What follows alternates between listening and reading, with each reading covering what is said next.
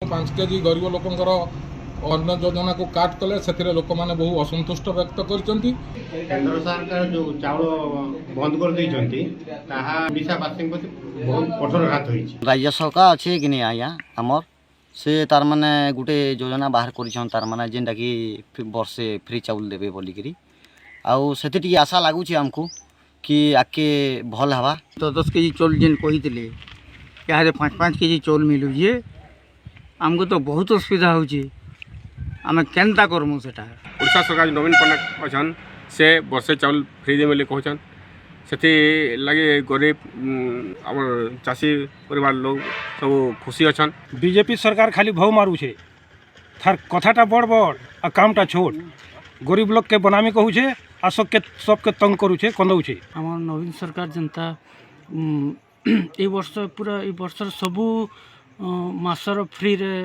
चाउल देवी बोल कर कहिसन।